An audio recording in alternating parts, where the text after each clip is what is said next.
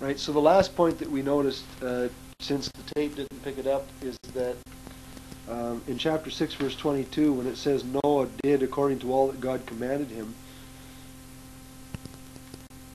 we find that Noah, in a very interesting way, parallels both Jesus Christ and the Holy Spirit. If the ark represents Jesus Christ, then Jesus Christ himself is building his body today. And he is going to complete his work someday, but he uses the Holy Spirit as his agent, to form the members of the body. And someday the Spirit is going to complete that work. All right? Chapter 7, verse 1, in the final revelations to Noah, just before the flood came, this all happened in the last 7 days. God says to Noah, "Come, thou and all thy house into the ark. For thee have I seen righteous before me in this generation." This is an invitation. Now, I don't think this is a gospel. This is not parallel to a gospel invitation. Because he says, "Because I have seen thee righteous before me in this generation." God does not invite sinners into heaven because of any righteousness on their part. What this invitation parallels is the kind of invitation that Jesus gave in the book of John to Peter and John, who were followers of John the Baptist. In John chapter 1, Peter and John had been following and believing the message of John the Baptist for probably months. They were already believers in God's message. And one day, John pointed his finger at Jesus and said, "There's God's Lamb. Go follow him." And so they went and they followed Jesus, and the first invitation that Jesus gives in the Gospel of John, he said to them, "Well, what do you guys want?" And they said, "We want to follow you." And so he said, "Come and see." He gave these believers, who were already believers, who had already demonstrated their faith in obedience and following, he gave them an invitation to enter into more blessing, to enter into a fellowship with himself. And I think that that's what we have here. God was inviting Noah into more intimate fellowship with himself. This is not a gospel invitation to a lost man. This is an invitation for intimacy and further blessing. Could we picture this as heaven as well? Maybe.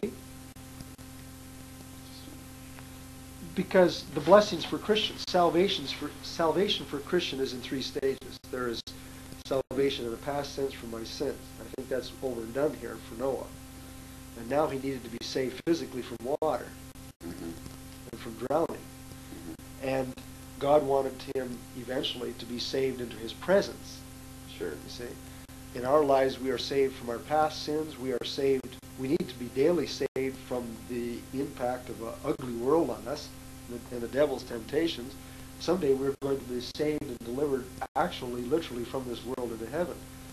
So there are many invitations given to believers who are already saved to enter into further aspects of salvation and blessing.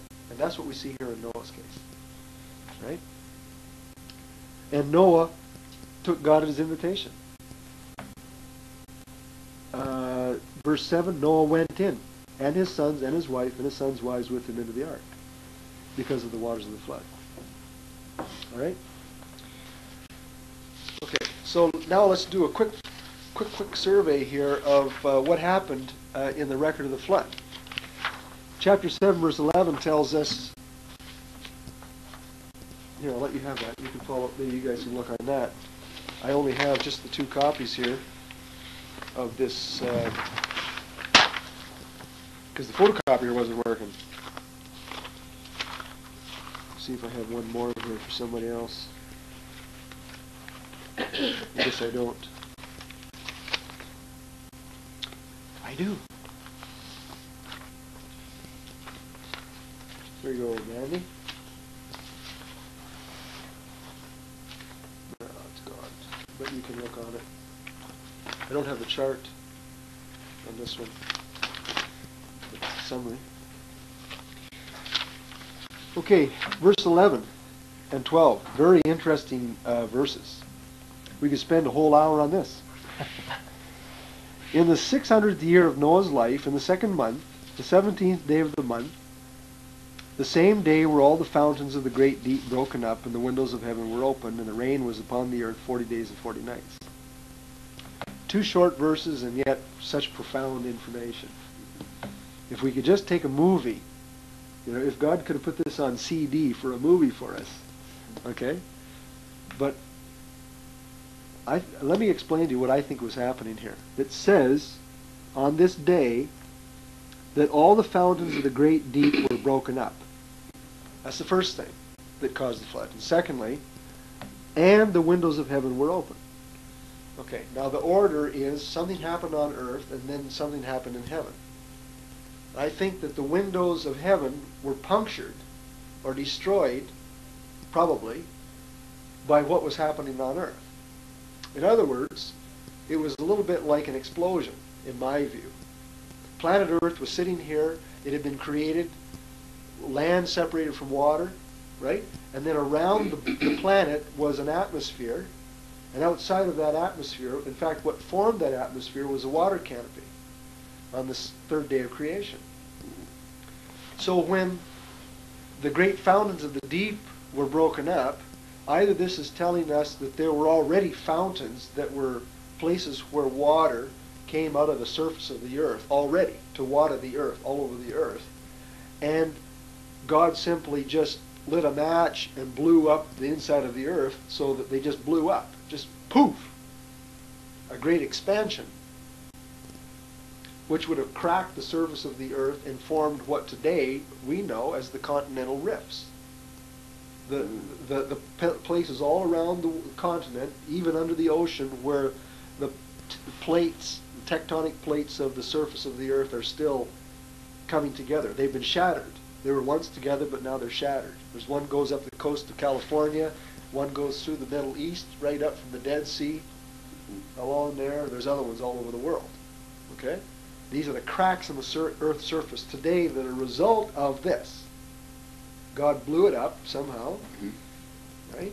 And when He broke up this landmass that was a solid unit, I think, as created, into its various parts, the pressure that all that landmass would have created underneath on huge water caverns was released because now the water could escape through the cracks in the Earth's surface. And so these huge geysers were created all over the world in this cataclysm. And so we had volcanoes and geysers happening all over the face of the earth. You see? And that undoubtedly shot stuff up into the canopy. It could have been that way, or there could have been some other cosmic force that God used. Maybe He stuck His finger in it. I don't know what the book says, but this is the way I envision it. I haven't listened to those videos yet. I don't know if they have anything on it. I've heard one theory that the Earth was tilted, 23 degrees, and it caused that to happen. I don't understand. I believe with you that the tilting of the Earth happened at the flood. Right? I don't know enough about geology and physical science to be able to explain that, but that's why I wanted you to get this textbook, because he does. Okay? If the earth is not torn, then someplace too hot, someplace too cold, so nobody can resist. Okay. So, and we talk about the last. Great. The ice is the pole, too cold. The ice is frozen. The water frozen. They all melt and we all drown. The water is as the ice down. And it could be that the polar caps were formed by magnetism. In fact, we know that there is a geomagnetic force at the poles. There is magnetic north, and so magnetism, the forces of magnetism attract matter, right? And so much of the water was taken to the poles. You see. As a result of the flood. okay, and frozen, right? And maybe that process wasn't an instant process. Maybe it was a gradual process over during this year-long period. You see, you know. But I don't have enough skill to explain all of that. Yeah. Okay. But anyway, I just want you to see that there was a phenomenal earthly breakup here. Actually, the land masses that were floating on top of the water, apparently, when they were broken up, would do the same thing as, you know, as I explained in my illustration a couple of days ago with water sitting on top of a puddle. You know, when you hit it, it's going to sink, right? And so it looked like the waters were coming up on the mountains. Well, the water was coming up on the mountains, but the water wasn't rising. The mountains were sinking, you see. And you combine that with 40 days worth of water up there coming down, you know, and covering the surface of the earth at the same time, you have a profound effect. Okay, it took 40 days and 40 nights for the rain to come down, it says, next verse. Okay? Now verse 18 through the end of the chapter and to the 4th verse, let's read it through here and pay attention to the chronology, okay? This is chapter 7, verse 18. And the waters prevailed and were increased greatly upon the earth, and the ark went upon the face of the waters, and the waters prevailed exceedingly upon the earth, and all the high hills that were under the whole heaven were covered, 15 cubits upward. That's 22.5 feet, if it's the same cubit, right? 22.5 feet upwards did the waters prevail, and the mountains were covered. So that's telling us that there was over 20 feet of water over the top of the highest mountain. Mm-hmm. Okay? And all flesh died that moved upon the earth. Well, if there were giants in those days, you know, maybe some of those guys were 10 feet tall or 12 feet tall, so that he would need at least 20 feet of water to wear these guys out and drown them if they stood on the top of the tallest mountain. I mean, sure. You know, I don't know. And all the birds died, and cattle and beasts, and of every creeping thing that creepeth upon the earth, and every man, and in whose nostrils was the breath of life, and all that was in the dry land died. And every living thing was destroyed which is on the face of the ground, both man and cattle and the creeping things, and the fowl of the heaven, and they were destroyed from the earth, and Noah only remained alive, and they that were with him in the ark. And the waters prevailed upon the earth 150 days. Now why do I have 111?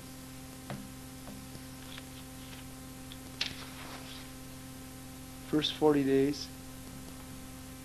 Oh, okay. I'm probably including the first 40 days there.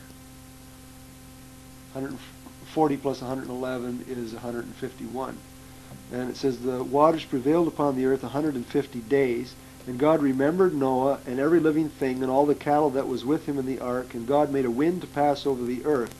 This is the first reference in the Bible to wind. Right? There wasn't a hydrologic circle. So God instituted the hydrologic circle at this point in the flood. Right? After things kind of settled down, then God began the process. He instituted the process of evaporation and distillation and condensation.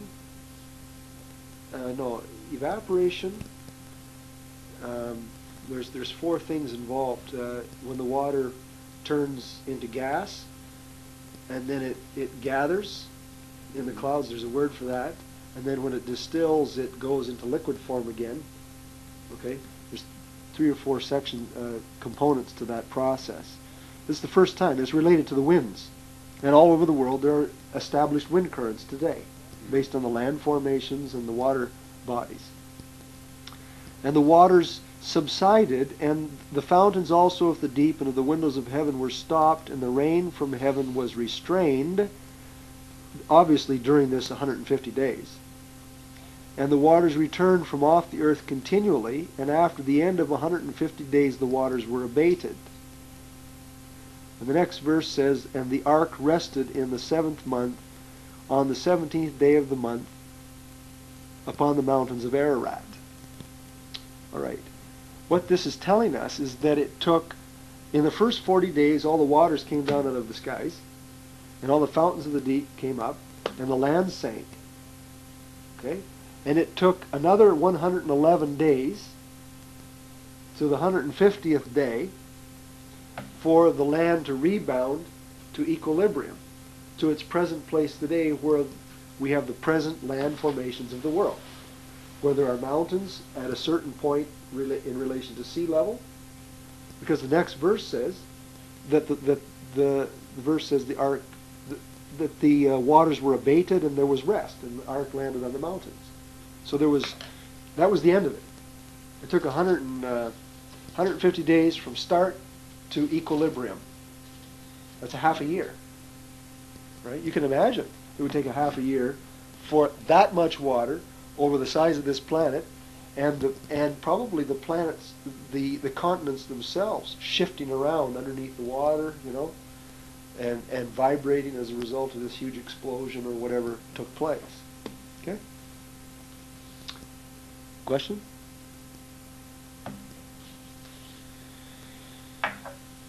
And it says in verse 19 that this was a universal flood.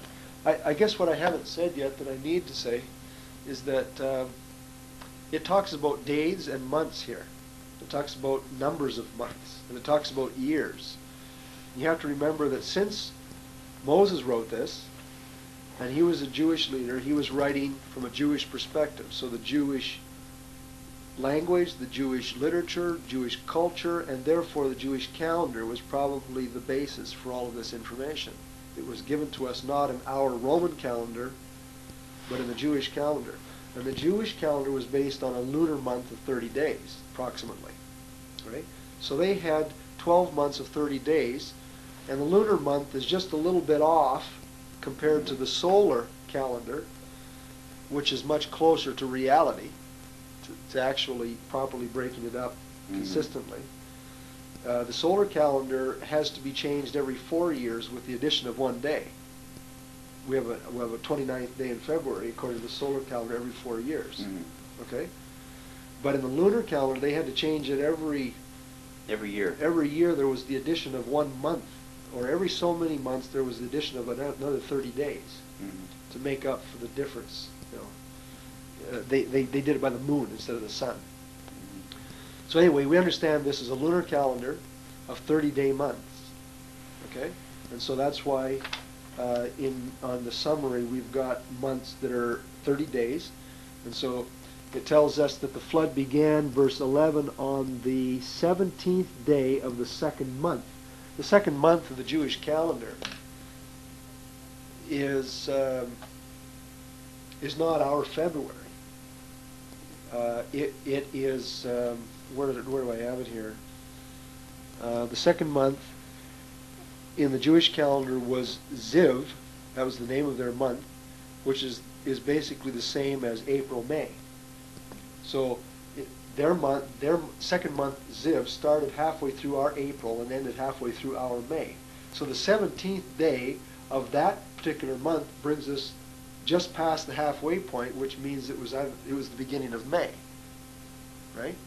Now what complicates it further is the Jews had 2 calendars. They had a civil calendar.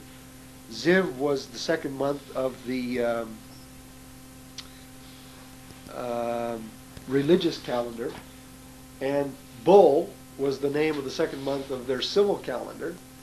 You see? So we're not told which calendar we're operating under here. So we have 2 possibilities. It's either the beginning of May or 7 months later, the beginning of November. Okay? So it's either in the spring or the fall that the flood took place. Okay? And so you just have to kind of stick that in your mind to interpret it finally. But you can just lay it out like this and start on the 17th day, which I've done, and 40 more days brings us to the almost the very end of the next month, you see. And then 111 days brings us to the, I think it tells us, doesn't it? And the ark rested 8:4 in the 7th month on the 17th day of the month. Okay? So it rested exactly 1, 2, 3, 4, 5 months later. Exactly 5 months later. To the day. It took exactly 5 months in the Jewish calendar to for the whole world to come to equilibrium. Okay? Then the next 74 days, starting in verse 5, says, "And the waters decreased continually until the 10th month. In the 10th month, on the first day of the month, were the tops of the mountains seen." So it took 74 days. How does that work? It says the waters kept decreasing continually until the 10th month. What I think was happening is that the earth was at equilibrium, but it took 74 days for evaporation to remove the rest of the water that wasn't going to affect the equilibrium of the earth. You see, it would take a long time for the land to dry, and drying is an evaporation process. Yes, God would have to determine how much water he wanted in the earth. That's right. Okay, so it actually says that the tops of the mountains were seen. Okay, whether that means that it was all that they were there and they simply couldn't be seen for the mist and the clouds and the atmospheric turbulence, it could be that it was just 74 days either for the water to evaporate to rest to where it is today, or that it took 74 days for it to clear up. Okay, I don't know. Verse 6 to 12 tells us the next 53 days. Well, 74 days brings us to the beginning of the 1, 2, 3, 4, 5, 6, 7, 8, 9th month, first day of the 9th month. Okay, so that's a long wait. And it came to pass at the end of 40 days that Noah opened the window of the ark which he had made. And he sent forth a raven, which went forth to and fro until the waters were dried up from off the earth. And he sent forth a dove from him to see if the waters were abated from off the face of the earth. For the dove found no rest for the sole of her foot, and she returned to him unto the ark, for the waters were on the face of the whole earth. Then he put forth his hand and took her, and pulled her into him into the ark, and he stayed yet another 7 days. And again he sent forth the dove out of the ark. And the dove came into him in the evening, and lo, in her mouth was an olive leaf plucked off. So Noah knew that the waters were abated from off the earth. And he stayed yet another 7 days, and sent forth the dove, which returned not again to him any more. Right? So during the next 53 days, it took that long for plant life to rejuvenate. You see? Because it wasn't until the end of that there was enough vegetation that was growing back out of the new earth for the dove to find something to eat, and a place to make her nest, and a place to live. Okay, so it took 53 more days, and which brings us to the end of the 11th month. All right, verse 13 describes the next 36 days. It came to pass in the 601st year, in the first month, the first day of the month, the waters were dried up from off the earth, and Noah removed the covering of the ark, and looked, and behold, the face of the ground was dry. And so it took 36 days for the ground to get for him to see that it was actually dry. Right? He looked, and behold, the face of the ground was dry. Now, the ground can look dry, but it isn't necessarily dry. So it took 36 more days for it to have the appearance of dryness, is what it's saying, you see, which brings us down to the very first day of the next year. Okay, so it's not quite a whole year, because it didn't start to the 17th day of the second month. Okay, and then verse 14 tells us, in the second month, on the 7th and 27th day, that's 10 days beyond a full year, because it started on the 17th day of the second month, and it ended on the 27th day. See that? That the earth was actually dried. So then it took another 55 days for the ground to solidify under the apparently dry surface. Okay, and it was then that Noah was instructed to go out of the ark, and God, they offered their sacrifices, and God gave to him the new covenant. Okay, and the new covenant was, the results of the flood was that God basically reinstituted the same responsibilities that he had from the very beginning of time. Be fruitful, multiply, fill the earth, subdue it, have dominion over it. He says that twice for emphasis. And within his own heart, God said, I will no more destroy the earth with a flood. I'll never use water to destroy the whole earth. water will not be my form of judgment.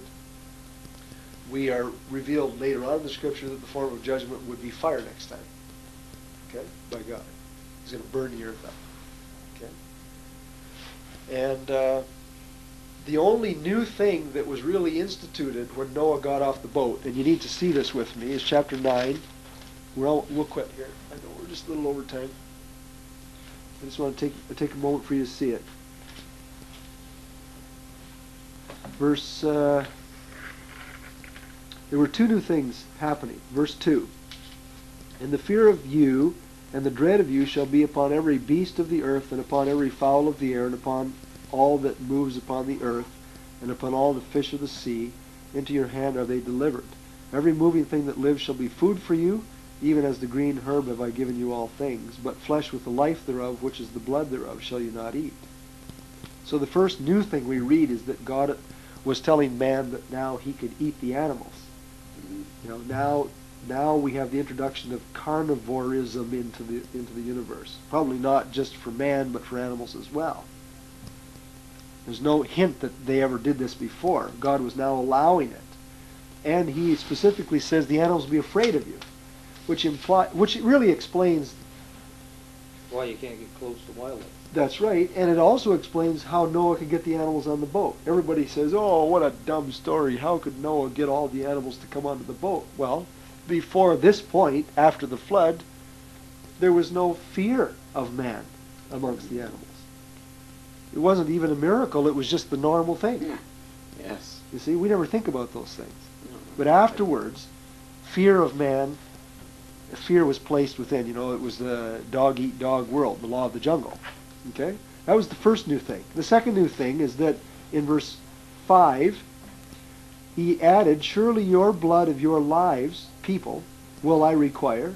At the hand of every beast will I require it, and at the hand of man. At the hand of every man's brother will I require the life of man.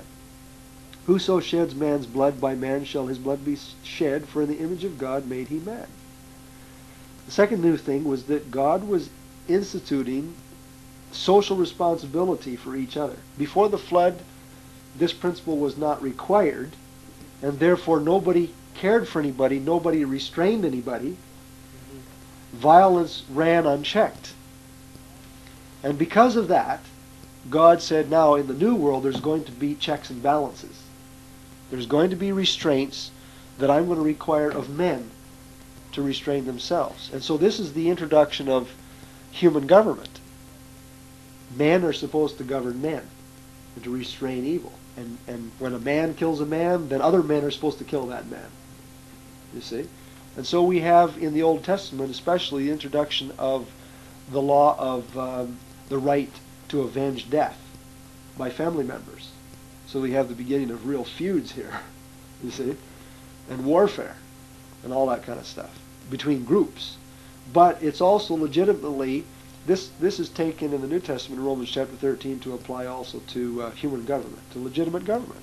Government has the right to restrain evil. And it's far better to have a poor government that restrains evil than it is to have a powerful government that doesn't, or a rich government that doesn't. And we can thank God that we live in a culture and a part of the world where, even though the government isn't perfect, at least it does restrain anarchy. Ah. You know, because anarchy was before the flood, and nobody liked that. I was at camp this last summer, and there were some kids with this A. They have an A with a circle on it they write on and stuff like that. And they were just wannabe punkers, you know, from Kelowna, never mind Vancouver. But when I went down to Vancouver later that summer and was talking to some of the kids there, they talked about the anarchy too, where anarchy rules, that would be good. That'd be a good state for our society to be in. What's anarchy? Anarchy? Chaos. Chaos. Social chaos? Yeah.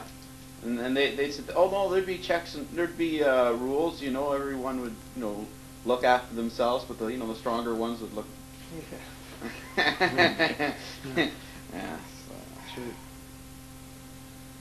Well, anyway, these are two really new things that God introduced, and the rest of the chapter was a sovereignly imposed government covenant that God imposed upon the whole human race that came out of the flood.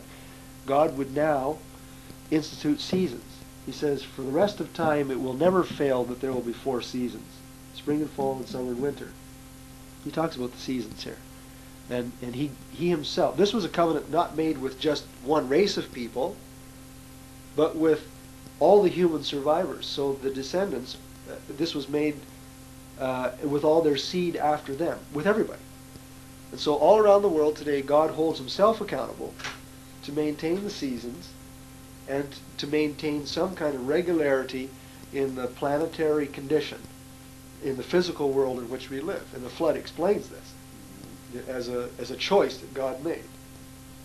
You know, and someday, because he's the judge and the creator of the whole universe, he will himself voluntarily choose, at the end of time, having kept his promise throughout time, to lift that. And he will then destroy it, the world and the people in it, and there'll be no more seasons and all that stuff. But he has the right to do that because he's in a position to do so. Mm-hmm. The flood is a profoundly important thing. It's a fascinating study. It helps us understand so many things about the natural world in which we live that people pervert and try to use as an argument against God's existence. And I really like creationist scientists, because what they do is they have proved abundantly in this literature right here on the table. They're still doing all kinds of scientific studies in these, and they print it for Christians to read. Mm-hmm. How that they have studied the rate of siltation. You know what siltation is? That the rivers bring particles of land into the oceans. And so you can study just how much earth is being deposited at the entrance of all the rivers, in the world. You pick one river at a time and study it. And at the rate of siltation that everyone scientifically has to acknowledge, because it's a fact of life. Mm-hmm. If creation is true, it makes sense. But if evolution is true, that we've been here 5 million years, and this has been happening for 5 million years, well, there would be no more rivers. There would be no more lakes, because they would have all been filled up and, that sort of thing. Or the water would have been redistributed in a manner that eventually everything would have become like mud over 5 million years. Oh, okay, 5, yeah. It's not. But if you think about it, it just the Earth is moving. Right. The land is transferring. Right. There'd always be a higher. But as it transfers, see, the point is just this: is that a river is formed by a gully. Yeah. Right. And so the water is moving. Uh-huh. And as it's moving, it's taking earth away, so it's digging the gully. Mm-hmm. Okay, so eventually the land is transferred from here, which creates a hole, mm-hmm. and it's filled up here. Well, then this will reverse, and the water will eventually come back and fill this. But eventually it goes flat. Yes. And over 5 million years, there is no explanation for how it could have started. Mm-hmm. Or how come the earth isn't completely flat by now, mm-hmm. with just mud. 5 billion or million? Billion. The Yes. evolutionists teach we've been here. This place has been here for over 5 billion. Another good example is I remember reading this in some ICR literature as well, that they calculated based on I don't know how they did it, through the satellites or through radio or whatever, but they calculated the rate of spatial matter being deposited on the surface of the moon. Mm-hmm. And it's a constant rate. It has been for years and years, ever so far as they've known it. And so they extrapolated that back, and the scientists at NASA calculated, who were evolutionists, that over 5 billion years, there should have been 20 or 30 feet of real soft silt on the surface of the moon. And so they were very worried that when the lunar module landed on the surface of the moon, that it would just disappear in the dust, and they would suffocate. And I don't know how they overcame it or why they risked it or whatever, but we all know that when the lunar module landed, that it only went down in, maybe 6 or 8 inches at the most. You see? Which proves that the duration of that of the deposit of space matter on the moon is so much shorter than that evolution would require. Yeah. And another good example, and evolutionists don't have explanations for these things.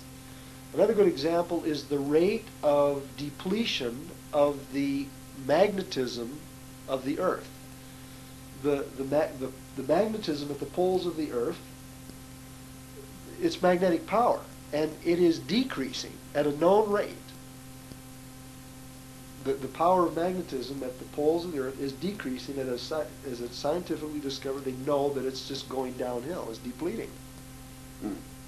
If you extrapolate that, we should have long ago been inundated with floodwaters, as a result of the magnetism losing the power to hold the ice, in its position, and then the ice would be let go and it would melt and then it would cover the face of the Earth and we'd all drown over 5 billion years. You see? But over 10,000 years, we have a steady state, we have what is today. So that sort of thing is the kind of work that creationist scientists are doing, and creation, number one, and the flood, number two, are the only reasonable explanations for the physical world and in the universe in which we live. Now, in 1942, Germany sent an expedition, and they found Noah's Ark. Where did you read that? That was documented right on TV. Is that right? Yeah. Now they won't let an expedition go in there at all now to Mount Ararat, and in the summer time you can see partial. So the people that live there say if you can get up there, you can see partial of Noah's Ark, and it was literally documented right on TV. There's an article in there about these creation scientists going to Ararat. I didn't read it. I just saw a picture. Yeah, they won't allow them up on there. Right now, there's great political instability Yeah. in that part of the world. It's close to there where all the riots against Russia are taking place. But there's a place where you can send away for all the documents from Germany when they sent their expedition in. Sure. You can get all the paperwork back on it, and they have pictures literally of the back, just the back end of the Ark. Wow. Literally. Well, I read that article last night, and John Moore was his name.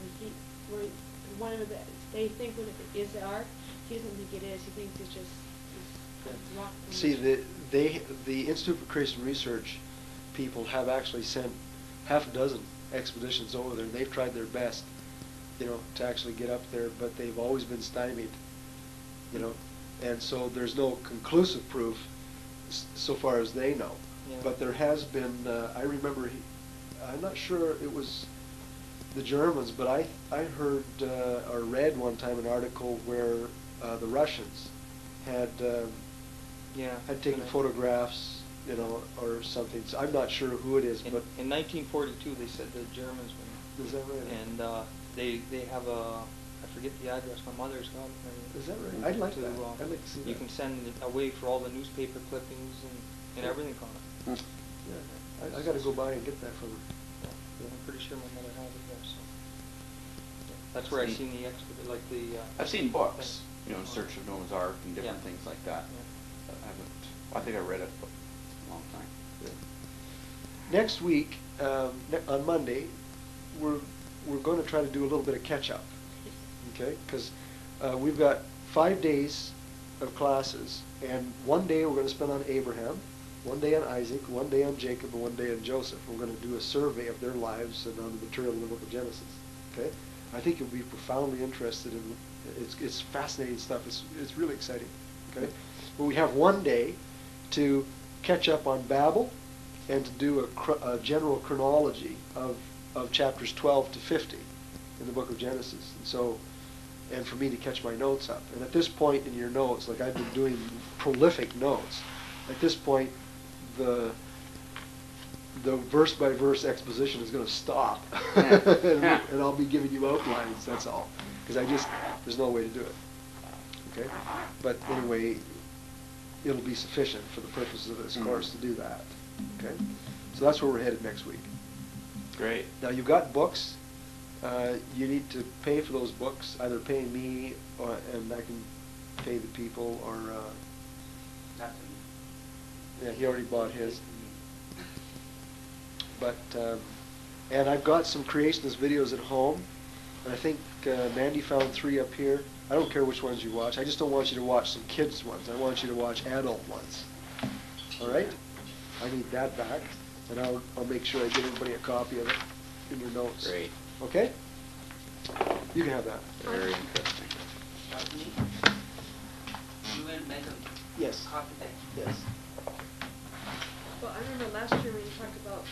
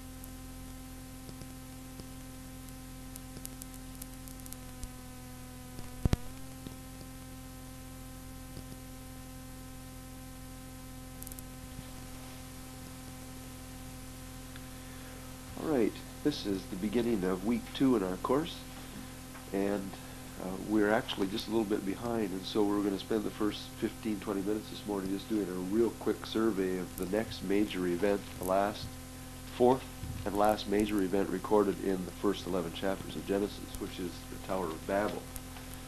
The setting for the Tower of Babel is in chapter 10 with the list of table of nations. It is these people probably that are mentioned in chapter 11, and so chapter 10 really sets the context. Again, I don't quite have your notes ready for you, but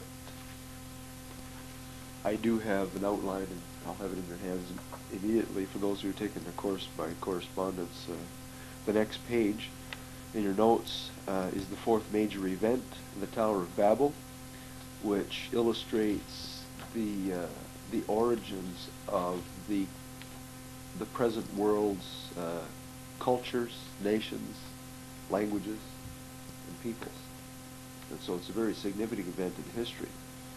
The 10th chapter really shows us the division of the families of the earth into nations by natural propagation. In other words, God had said to Noah, be fruitful and multiply. Same thing he said to Adam and Eve. Right? And so they did. Shem, Ham, and Japheth and all their wives, and produced children, whose children produced children, and so forth. And if the flood took place in the year 1656, after creation, and if Noah, or rather if Abraham showed up sometime around the year 1950 BC, then we have about 300 years of history. Anywhere from 200 to 300 years of history recorded here in the verses in chapter 10. Okay, it shows us what happened in the next 300 years from the descendants of these three couples, right? Shem, Ham, and Japheth and their wives. And so this was actually a positive factor. The human race was being fruitful, it was being multiplied according to God's instructions. In fact, as we're not going to read the 10th chapter this morning, I'm just going to make some very cursory comments. But the first verse mentions the three generations from Noah's son. And as these are gone through in order in the 10th chapter, we have 15 names listed under Japheth. We have 32 names mentioned under Ham. And we have 27 names mentioned in chapter 10 under Shem, another 15 more particularly given in chapter 11. So we actually have 26 or 27 names under, I'm sorry, we have more than that. We have about 42 names under Shem. And so in chapter 10 we only have 18 generations listed. But that's enough. I mean, 18 generations, just using a real cursory mathematical figure, if a generation is 40 years and we've got approximately 20 generations, we've got approximately 480 years. Now it could, I think that these generations happen quicker, because of the general time frame. If Abraham shows up around 1950. Point is that this chapter is actually recording for us the phenomenal growth of the human race.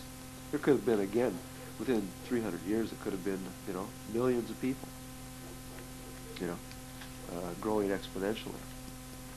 And in your notes, what I'm going to do is to type up details describing the names of the peoples mentioned in this chapter. But just to prove to you that this is talking about the situation that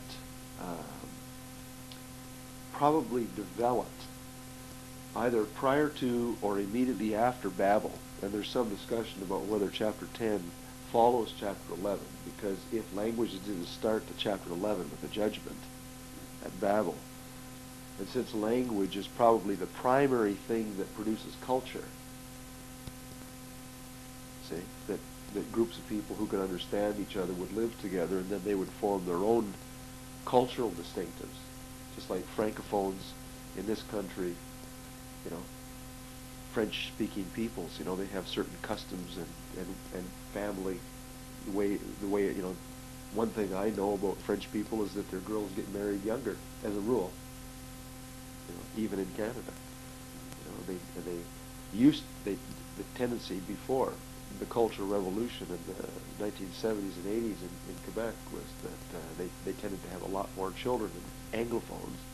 Now that's almost reversed. Quebec, the population is going downhill. Right? So each culture has its own unique characteristics, even today. And culture is actually the causative force for culture. The basic one is language. Right?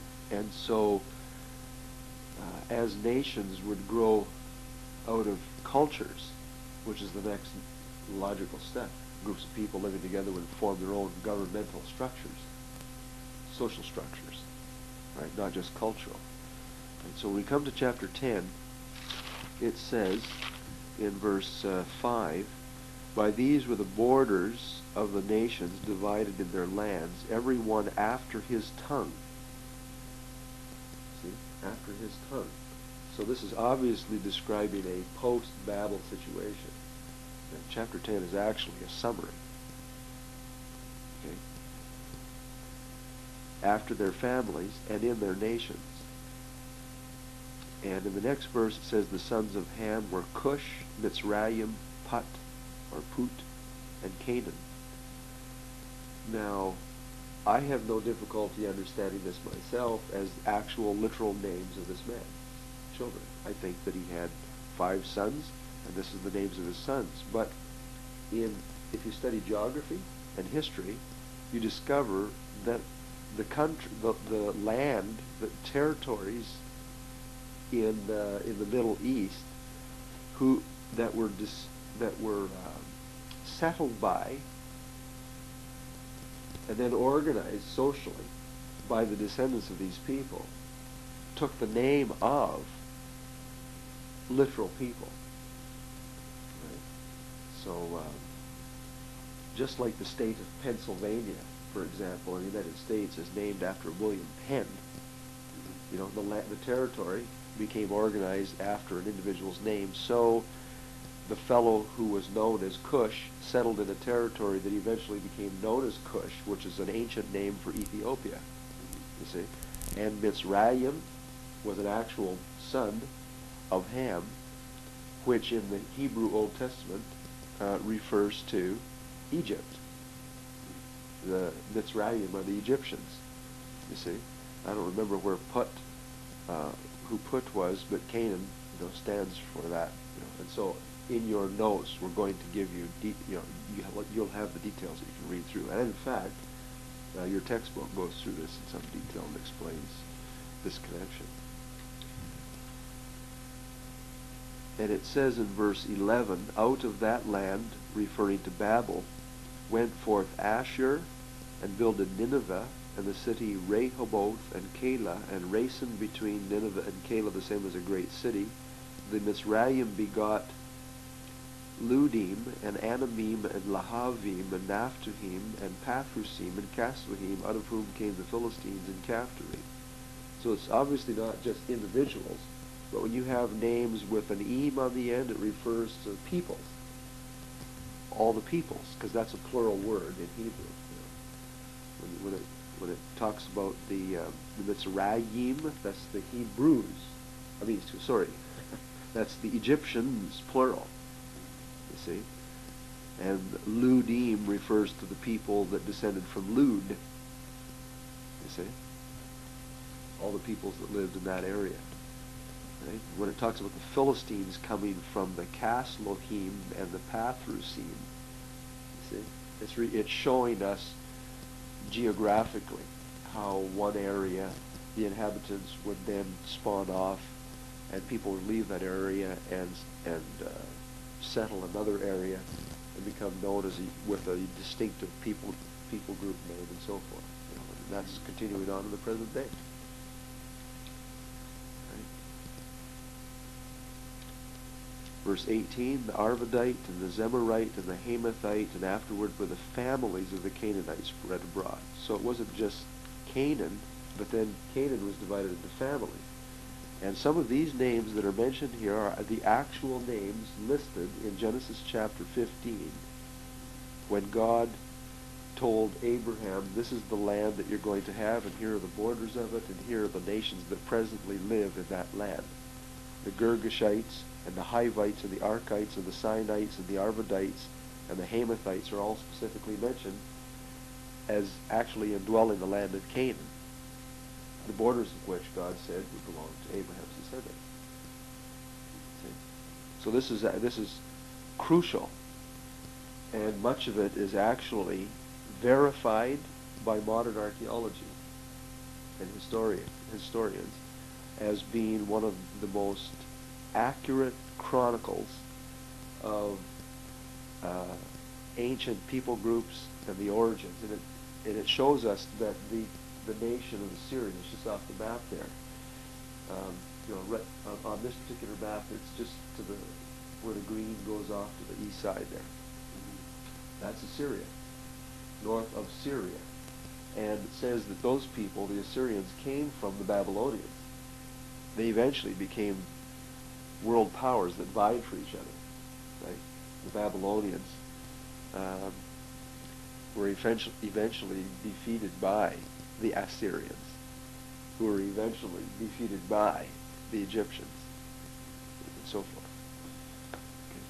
So it's pretty clear that what we have here is a whole list of nations and people groups and cultures, and these were formed by languages, each one after his tongue. And the author here, whether Moses edited a pile of information that was at his disposal, that's probably what happened here.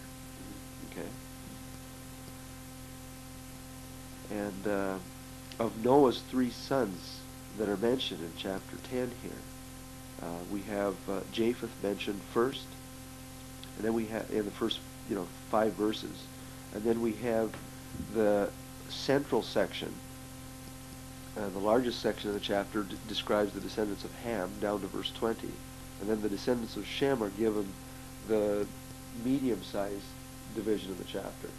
Right? Most of the spaces describes the Hamite descendants in chapter 10, but when we come to chapter 11, Moses picks up with the descendants of Shem and leaves Japheth and Ham out of it, because it's obvious that God was going to develop the plan and the program regarding the Jewish people and the Messiah as descended from Shem.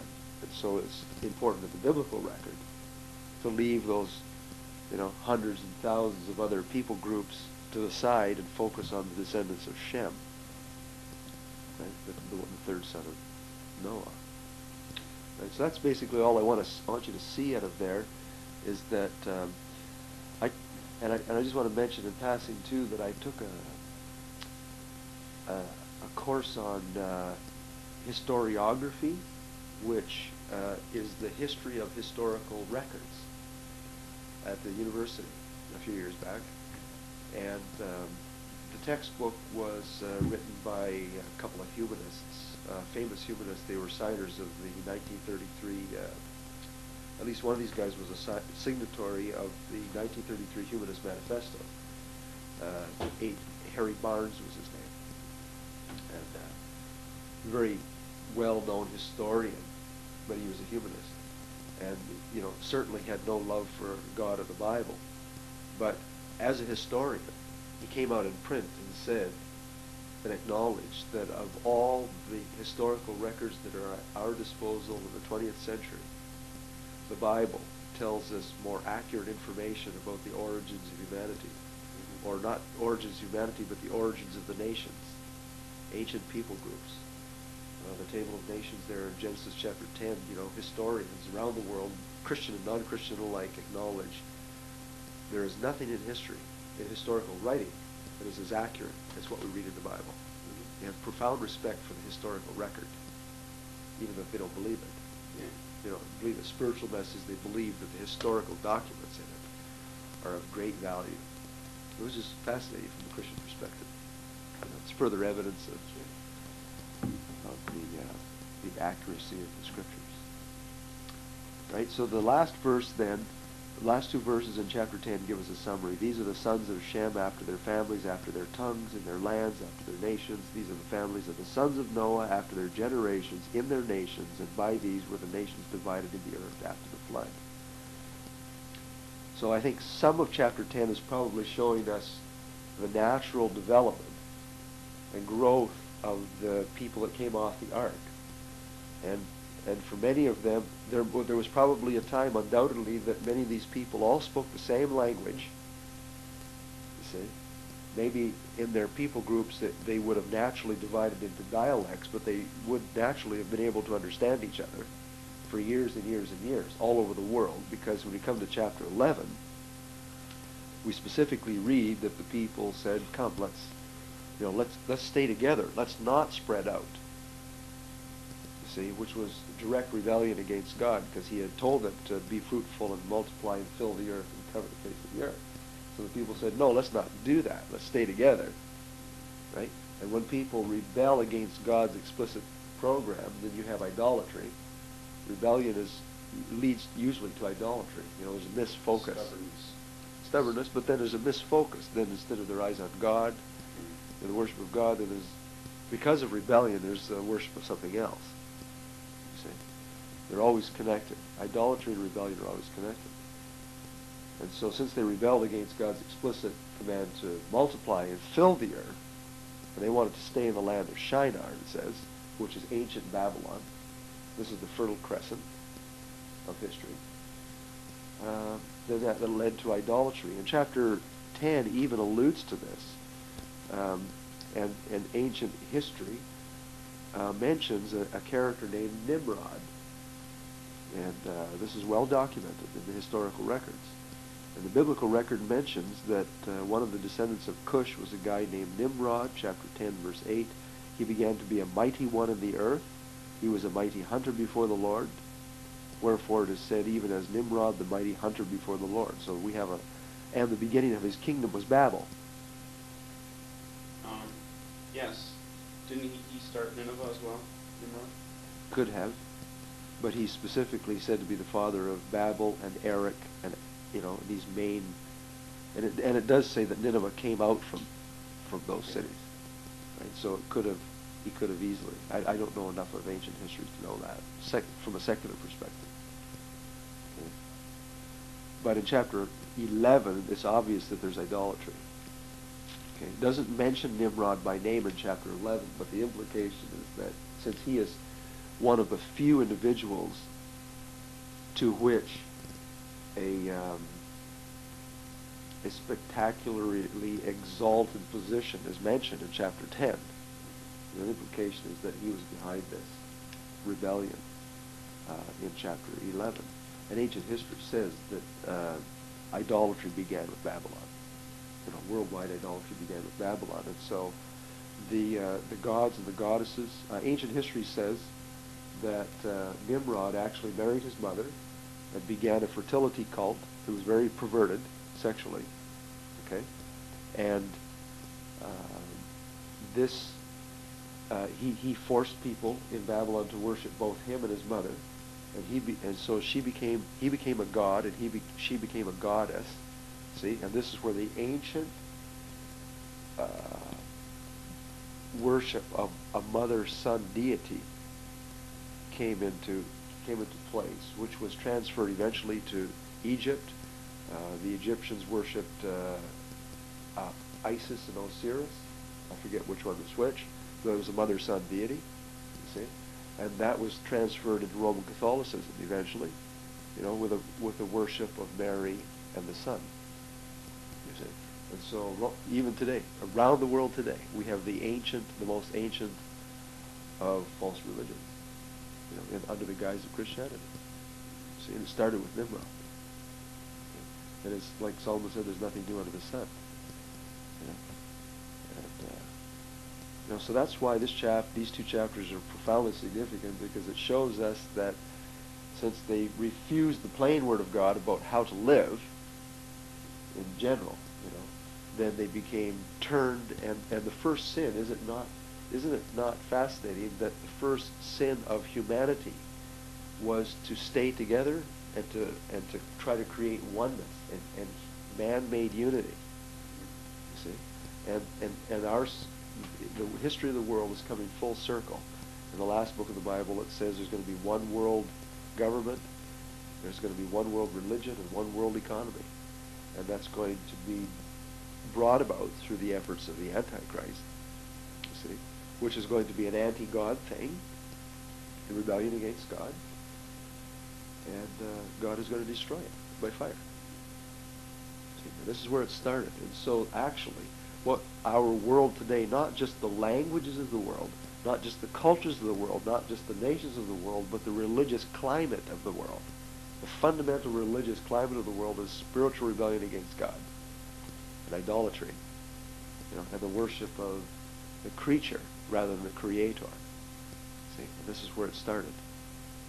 See, Paul mentions that in Romans chapter 1, the creature, worshiping man and women, and in other cultures it's degenerated even further into the animals and the birds and the trees and the rocks and the skies and the planets and so forth. So the neat progression that we see, is neat but sad, is that the 10th chapter shows us the natural division of the families of the earth into nations by propagation. Right? But there came a point in chapter 11, verses 1 to 9, where the nations were divided over the earth into languages, and therefore cultures, rival cultures, and this is where world conflict began. Because when people don't understand each other, misinformation and misunderstanding leads to distrust. Distrust leads to the imputation of falseness and lies, which leads to then enmity between people and warfare. And so the world wars, and all kinds of, at any given point there are 30, 40 wars going on at some place during the world, and they're basically over cultural, or people wanting what other people have. Yeah. You see, wanting land or resources or whatever. You see, so this is the start of it. If they had just done what God said, the divine design was, there's room for everybody, so all spread out. Okay, but Satan perverted it, and we see all of the same errors now coming to fruition at the end of the time of the ages in time that were in seed form here. Rebellion against God's explicit will about how to dominate the world. This led to idolatry, right? And then the judgment resulted in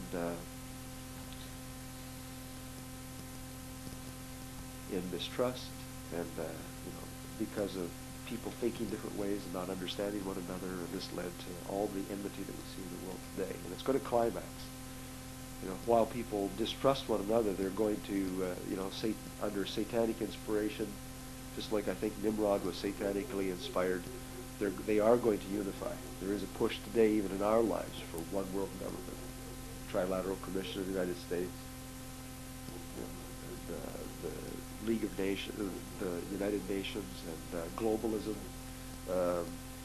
humanism, has teamed up with New Age, and as a matter of fact, I keep reading this over and over, that the only world religions today that are opposed to world unity are Christianity, Orthodox Judaism, and fundamentalist Islam. And all of those religions had their source in Palestine.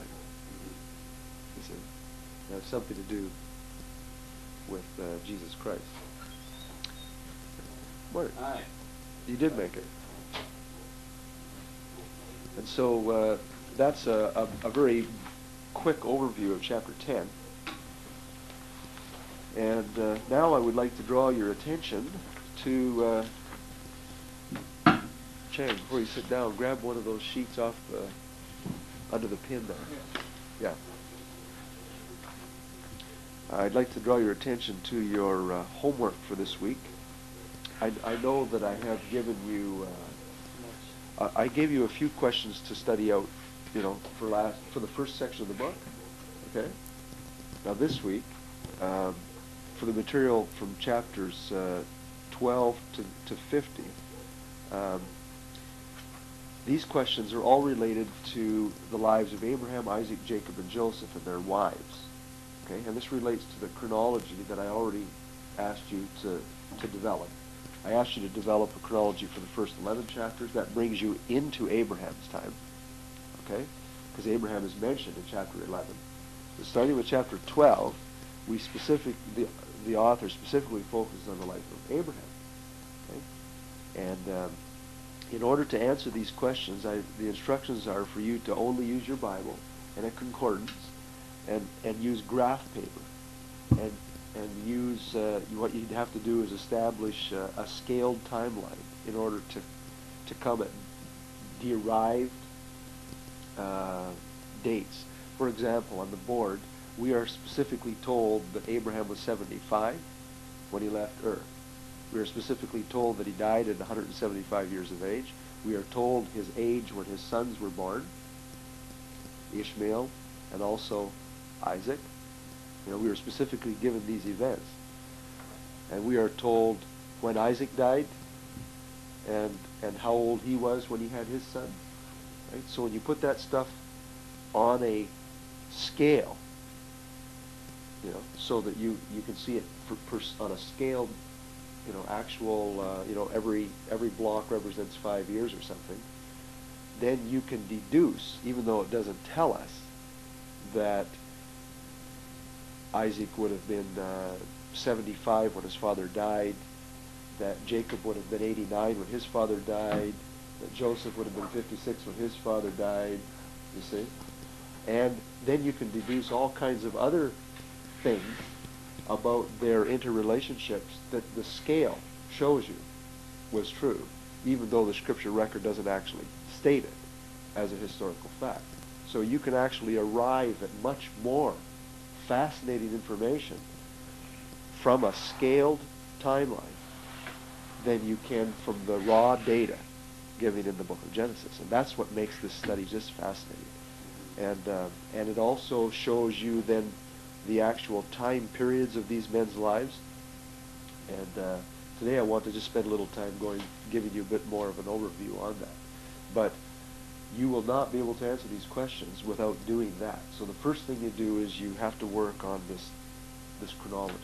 Get all the chronological data down, put it on the timeline, get it clear for yourself, and then some of these questions will require you to look at your timeline, your scaled timeline, and look at, okay, so so-and-so was this old here, then what does that mean about his son and his grandsons and his wife? You see, to be able to find additional information based on the scaled timeline. That makes it really interesting, right? Okay. And so I want you to have this done by the end of the week. So work hard on the chronology. Okay, you have to work hard on the chronology because that's what we're going to talk about all week, all right? You don't have to have the textbook read by the end of the week. I told you I'd give you, you know, a long time to finish the textbook. You can read that for weeks and weeks and weeks, right? But get this stuff down this week. Focus on the chronology and on these questions. So forget it. If you didn't finish our questions from last week, forget about it. Well, you're going to have to hustle along. I won't be able to finish it. And Yeah. if they're taking this one, on Moses one, I won't finish. Just Take care of it. this is the homework, the second part. Yes. The questions here, it says research questions week 2. Okay. You give me the homework, the first part. On the first day, I gave you a list of questions Yeah. that related to the material in the first week, the first 11 chapters. This is research for part of it. Yeah, right? So you're supposed to be done your stuff from week 1 now. Who authored Genesis? Was creation done over day ages or 6 literal days? Is there a gap in 1, 2? Was there a pre-Adamic age? How did the ark picture Christ? I only gave you 5 questions. Oh, I only it's got not 2 easy. done. Well, I think you might be spending too much time on it if you only got 2 done. Well, because you said thorough, so I'm doing thorough. It means I'm almost like a research paper. Well, okay, I don't know what to say except that I don't expect you to give me honestly. I don't expect you to give me more than a page for any one of those answers, a typewritten page. I don't want to prolong because no 1 page. You shouldn't have to do more than five pages to complete for all of those requirements. Okay, so you're probably spending too much time on it. And I realize that you are going to have to do some reading to get some of these answers, right? For the first ones, but for the second set, it's you and your Bible and graph paper with a concordance, because you're going to have to look up the names, find all the references to Abraham in the New Testament, and Isaac and Jacob and Joseph in the New Testament, and stuff like that. Okay, and some of those things, you're going to have to be satisfied for now with putting down what you know about the lessons from. Like one of the questions is, what can we learn about parenting from Abraham and Sarah? Question number 24. Right? Well, you could spend a lifetime writing a book on that, but that's not the intent here. Realize that you've got 1 week to do these things, and so what strikes you? Sit down and write a couple of paragraphs about that, if you can. You'll be able to catch it if you read through. As you go through this, you'll be in the book of Genesis, and you'll be learning things. The Lord will teach you. Okay, it's going to be this is probably going to be more valuable to you than our class sessions even. Really, you're really going to learn by doing these. And the reason I'm giving you these is not because I want to give you work. It's because I know that if you will do this, you will gain an understanding of chapters 12 to 50 in Genesis that will excite you and teach you things that you will never learn by reading books, because the books will not give you this information. Very few people. I've never read it.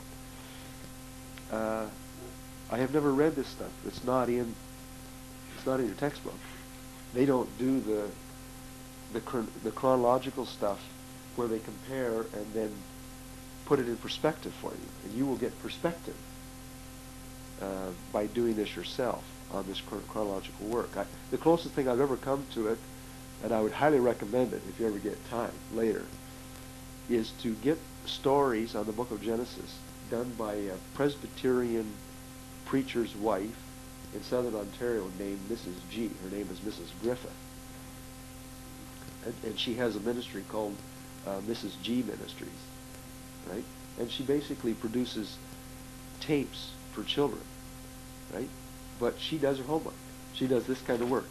And she has actually gone through and done a chronology in her study, and so she tells you that Joseph was so-and-so years old when he was thrown into the jail, and he stayed there for so many years, and then when he was 30 years of age, he was put on the throne of Egypt, and he was married, and for the next 5 years of his life, this and that happened, and his father was so many years old when he finally saw him many years later, and he ruled over his brothers for so many years, and like it isn't like you just pick up the book of Genesis and read it, do a cursory reading, and then tell the story.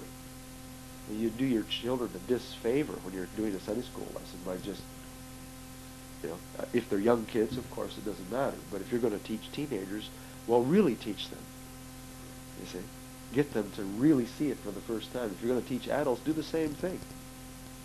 Go through and get it together.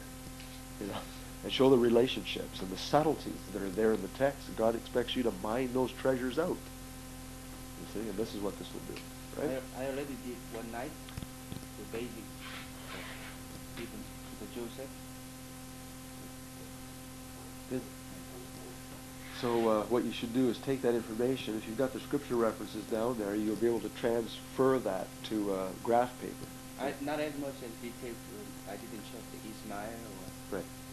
But you need it once in our lifetime. Once at least, yeah. And I've done it for myself, and like I have that information on here. Oh yeah. So from this, can't have it. Can I check? No. I will check. All right. But the point is that I've got the biblical information in here with the references. And we're going to go through some of that this morning. In fact, that's what I want to do with you this morning. I want to give you a bit of a chronology, and maybe we'll just quit early today so that you can get a start on it. I think it's really, really important that you actually get a start on that. on the chronology. Okay. Would you keep an eye on that? Let me know when that dies. You have that paper? No, I didn't run it off for you because this is what I... No, that kind of paper. Oh, I don't know if I have any graph paper or not. I'll look and see if I have it. So chapter 12. Let's run through some references, and if you want to jot some of these references down, it'll, you know, we'll answer. We may even answer some of these questions. Okay. The first question on your sheet was, how old was Abraham when he first received the covenant promises? 17. Genesis chapter 12. Let's read the first 5 verses. And what we're doing is we're going to do an overview this morning. Okay, from Abraham to Joseph. Now the Lord had said unto Abraham, Get thee out of thy country, and from thy kindred, and from thy father's house, unto a land that I will show thee, and I will make of thee a great nation, and I will bless thee, and I will make thy name great, and thou shalt be a blessing. And I will bless them that bless thee, and curse him that curseth thee, and in thee shall all families of the earth be blessed. So Abraham departed, as the Lord had spoken unto him, and Lot went with him, and Abraham was 75 years old when he left Haran. Okay?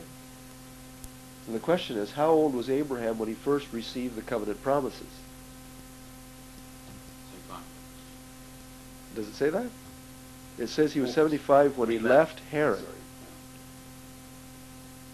Now what is the text actually telling you to answer the question?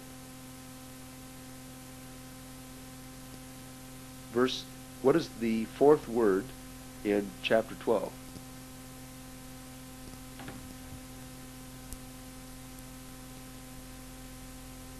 What is the fourth word in chapter 12? Had. Had said. That's a pluperfect verb, which is telling you that the Lord had actually told Abraham these things before he left Haran, before he was 75. Now he may have been 75. You understand? Like, he could have received the information in January. You know, if his birthday was January 1st, you know, he could have received it at the beginning of his 75th year, and he could have left in December, later on in the 75th year. We're not told that, right? But he might have been 60. He might have been 50. We don't know. The answer to that question is we don't know precisely how old Abraham was when God gave him the promises the first time, you see. But we do know that it was before he was 75. There's the answer. Before he was 75. You have to read the text carefully. Yes. Okay. So I said 17. Oh, well, sure, you know. Something like Right. Okay. And let's just keep reading here, because God gave the question in number 1 was when God first gave the covenant promises. Okay, but God repeated the covenant promises. God elaborated on the covenant promises to Abraham. He confirmed the covenant promises. He amplified the covenant promises. You see, and one of the questions, see if I can find it here. Verse number 20 on the list. List the specific promises of God to Abraham. Well, that's not a hard question. It's not going to take you many hours of research, but he makes 1, 2, 3, 4, 5, 6, 7. He makes 7 promises specifically in verses 1, 2, and 3. Right?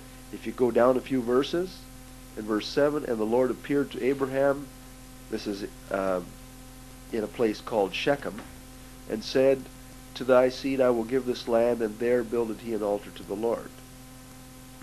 I will give your seed this land. Well, that's not mentioned in the first list of promises. See, in the first list he simply said, I will show you a land. I will show you a land. But here he says, I will give your children this land, the area around Shechem. See? So add that to the list of promises. What verse? Verse 7. Okay. We come to chapter 13, verse 14. And the Lord said unto Abraham after Lot was separated from him, Lift up now your eyes and look from the place where you are, north and south and east and west. For all the land which you see, to thee will I give it, and to thy seed forever. That wasn't mentioned before. You see? Now he's standing on a hill, and God says, not only will I get, God had earlier said, I will give you the land around Shechem. Right? Now he says, I'll give you all the land that you can see from this point, north, east, south, and west. You see? He was probably standing on Mount Gerizim, which is close to Shechem. You see? And from that vantage point, he couldn't see too far west, but he could sure see east and north and south. In fact, I'm just reading a historical novel called Song of Abraham by Helen Gunderson Taylor. And I'm reading it just because I'm teaching this course, and it's a fascinating story, you know. And she says that you can see, she must have either traveled to Israel or something to be able to write this. But she says, as you stand on the eastern slope of Mount Gerizim, you can actually see the tip of the Dead Sea. And you can actually see the whole of Lake Galilee, Sea of Galilee, and you can see the Mount Tabor at the southwest of the mountain, and you can see Mount, I forget what the huge mountain is, at the far northeast corner. You know, so you can actually see all of that midsection of Palestine. So God was expanding the promise here. He says, I will give this land to your seed forever. All that you can see. You can't see too far into the desert, because on the other side of the Jordan, the land all goes uphill, real steep, goes up, you know, a couple hundred feet, you know, and then it levels off as a high tableland. Okay? And so God didn't give the Jews all the desert. He just gave them what they could see up to the edge of the desert. You know, so it's important to understand it from a geographical perspective. And so you weren't they given though right to the Euphrates? Hermon, that's right, thanks. Weren't they given right to the Euphrates River? Oh yes, but see, we don't find that out until chapter 15. You see? And so this is why it's very, very important for you, to, if you're going to understand the story of Abraham, to realize that the promises were given sequentially to him, piecemeal, a little bit at a time, and they were amplified as God went along. You see? And I think, you know, I can't be dogmatic about this, but I'll only say what the record says. I think that as Abraham took a step, God revealed more light. Abraham finally separated from Lot, like God said. God gave him more light. You see? Abraham walked by faith. God gave him more light. You know? He was willing to offer his son. God gave him more light. Light. More information. More guidance. You know? So the promise to Abraham spanned, you know, it's a little bit like our walk with God. You know, this is why, you know, we want to make this devotional and not just mathematical. You know, that as we walk day by day with the Lord, the Holy Spirit guides us. The Holy Spirit's job is to illuminate our understanding to God and His ways and to His Word. Right? And so in a real sense, there is a sense in which God is revealing Himself to us day by day. We've talked about this in bibliology. You know, that as we obey, He'll flick the switches. You know, and He'll give us light and guidance as we go. We see this in Abraham's life. It's fascinating. But the chronology is fascinating. How old was Abraham when he fathered Ishmael? Let's turn to chapter 16. That's the next question. How old was Abraham when he fathered Ishmael?